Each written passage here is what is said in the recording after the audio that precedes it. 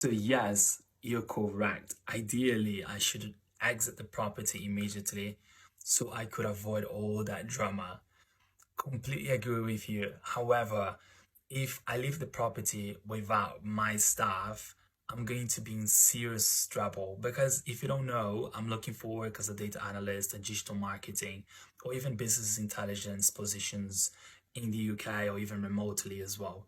And I don't actually have a job right now, so I suppose to be searching for jobs every single day, but obviously because of the situation, I've not been able to do it. So for that matter, if I get my stuff stolen, this is going to really send me backwards massively because I won't be able to look for work and effectively work moving forwards.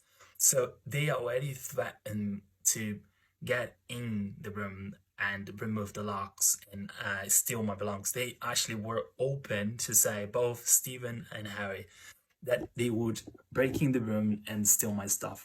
So this is the main reasoning why I cannot leave my room, just to make sure I have a urgent eviction from the court, that they are legally obliged, and the police will see the eviction and not allow them to break in the room, and also give me the house keys back because they changed all the locks. I can no longer get in and out of the building.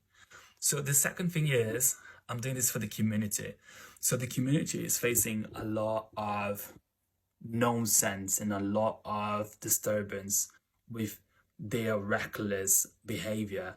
So essentially, they're taking Christ. And again, I'm not here criticizing their social behavior. It's up to them to do whatever they want to do with their lives. But they have crossed the line, so they are affecting other people's lives.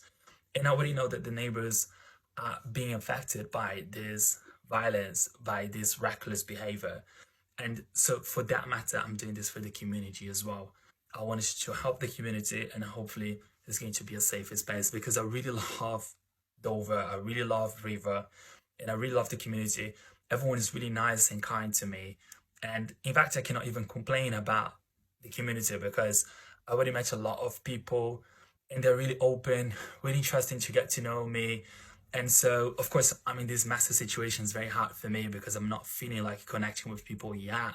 Because I want to be in a safe space where I can have a proper and decent life.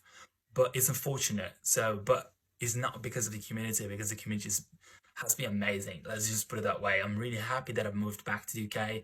The only issue is this person that used to be my friend, that's no longer my friend, that even tried to, set me up in a sax for rent situation, which I found really abusive.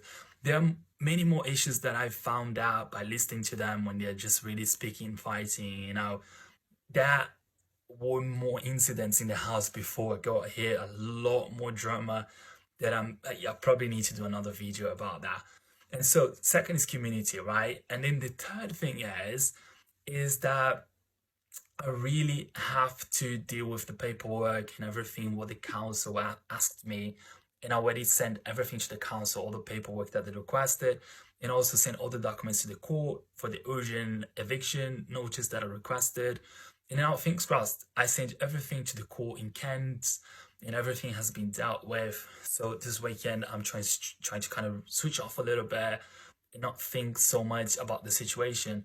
But yeah, these are the three main things and the reasons why I cannot leave this room, just to make sure that everything's going to be on point at the time that I have to exit. I hope that that makes sense. And sometimes in life, you have to suffer and you have to put up with things to get important things done. And this is how I deal with things, right? This is my philosophy. Of course, I don't want you to stay in this environment. Of course, I don't want you to communicate with them because, in fact, I can. If I leave my room, and then I go out and say, "Hey, hi, guys, how you doing? Let's hang out. Let's do something together." They will say yes because this is what they want, actually. So, in the end of the day, this is my decision not to be associated with them. I hope that makes sense, right? And to do that, I'm gonna have to sacrifice. I'm gonna have to lock myself in the room because this is what it is. When you fight against injustices, you've got to sacrifice things in your life, or even opportunities that you might gonna get if you otherwise try to fake it or pretend that everything's okay. And it's not really part of my personality when there are major issues like that, I cannot be in silence, if that makes sense. I have to speak up. And I did try to communicate initially, but you have no idea the situation that I am in is a huge hole. And I realized that I cannot help anyone because they don't want to help. In the end of the day, this is what it is. They are happily proud of their corruption, and it goes on and on for days. And again, they've crossed the line, especially when you have neighbors, especially when you have a tenant living next door, right? You can do your thing, but you have to be respectful, right? Also, you cannot do that every day, straight 7 days, on and on and on. It is not realistic. So essentially, I cut up the ties. I decided not to be involved with them, and I think this is the best position. It is the best thing that I did to make sure that I'm not associated with these people. I hope you understand, and drop me a follow if you did. And thanks for the comment anyhow. I really like to answer questions, so keep asking me questions if you want to know more about the situation.